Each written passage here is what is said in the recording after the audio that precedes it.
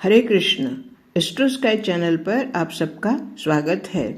आजीविका अगर अस्थायी हो तो जातक को आर्थिक समस्या का सामना करना पड़ता है। ऐसा ही एक प्रश्न लेकर आज एक जातक आए हैं। हरे कृष्णा मैडम। हरे कृष्ण। गूगल पे से मैंने आपका नंबर निकाला है। मुझे एस्ट्रोलॉजी के लेके मेरे 2 क्वेश्चन है।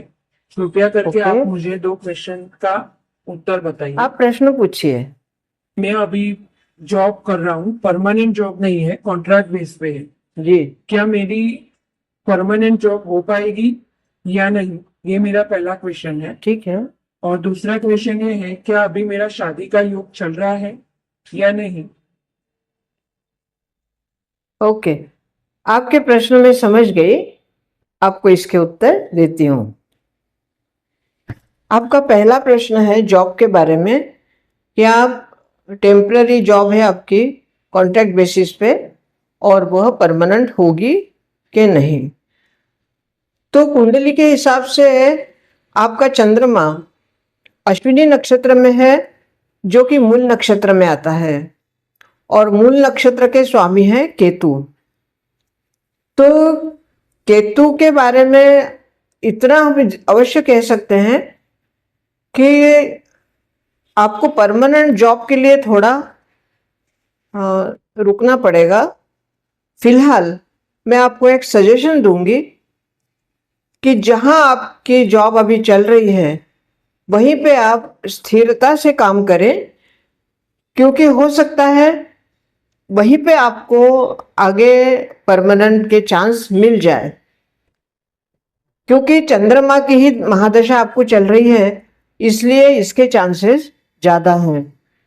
और आपके गुरु वो भी ऐसे स्थान पर है जहाँ से आपके कर्म पर उनकी दृष्टि जा रही है, कर्म स्थान पर। तो ऐसे में आपके परमानेंट होने के चांसेस बढ़ जाते हैं। लेकिन चंद्रमा केतु के नक्षत्र में है और केतु का आधिपत्य आपके मन पर अधिक है, और ऐसे में आप बहुत जल्दी अस्थिर हो जाते हैं। और अगर आप अस्थिर ज़्यादा होंगे तो निश्चित ही आपके काम के ऊपर उसका असर होगा, और काम के ऊपर असर होगा तो हो सकता है आपकी जॉब परमानेंट ना हो। लेकिन आपको स्थिर रहकर काम करना है। और एक बात और भी मैं आपको बता रही हूँ कि आपको अगर परमानेंट जॉब की चाहना है तो आपको थोड़ा सा वाणी के ऊपर नियंत्रण रखना पड़ेगा, क्योंकि आप जहां कुंडली में कुछ जो दिख रहा है, आप कई बार जो सत्य बात होती है आपको दिखाई देती है और आप उस बात को तुरंत बता देते हैं। तो ऐसे में आपकी बताई हुई बात जॉब के स्थान पर या आपके बॉस को या आपके साथ जो काम करते हैं उन लोगों को वो अच्छी नहीं लगती, और निश्चित ही आपका काम अच्छा होने के बावजूद भी आपको परमानेंट वो नहीं करते। तो पहली बात यह है कि आप थोड़ा ध्यानपूर्वक रहें, बात करते समय सोच समझकर बात करें। मानती हूं मैं कि सत्य बात कहना अच्छी बात है, लेकिन सत्य बात भी सत्य समय पर अर्थात योग्य समय पर कही जाए तो उसका पूरा प्रभाव होता है, और अगर अयोग्य समय में अगर सत्य बात बताई जाए तो उसका प्रभाव गलत होता है। तो इसलिए आप परमानेंट जॉब होने के लिए सबसे पहले अपने जो आप बोलते हैं उसके ऊपर ध्यान दें। दूसरा, अगर आप कर सकें तो केतु के मंत्र का जप करें, उससे आपको काफी लाभ होगा और जॉब में परमानेंट होने के चांस आपके बढ़ जाएंगे। और दूसरा है आपका प्रश्न कि विवाह के योग इस वर्ष है या नहीं, या विवाह के योग कब है। तो 2027 तक, सितंबर 27 तक आपके विवाह के योग बन रहे हैं।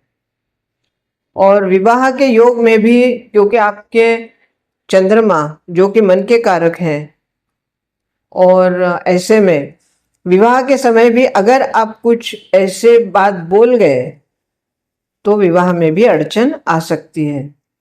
इसलिए दोनों बातों के लिए, मतलब विवाह के लिए भी और परमानेंट जॉब के लिए भी आपको थोड़ा वाणी पर नियंत्रण रखना होगा, तभी आपके दोनों काम अच्छी तरह से हो पाएंगे।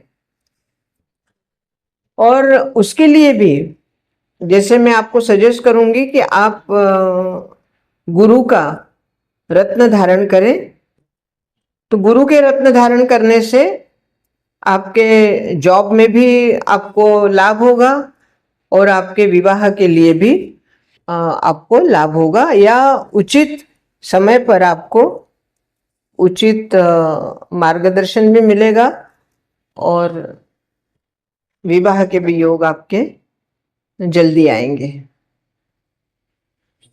और कुछ प्रश्न है आपका? हाँ मैडम, मेरा क्वेश्चन है मेरे स्वास्थ्य के बारे में, ओके, और ये भी बताना कि मुझे कौन से देवता की आराधना करनी चाहिए।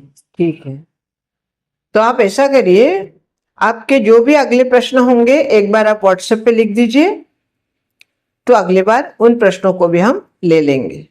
हरे Krishna madam, thank you. Hare Krishna.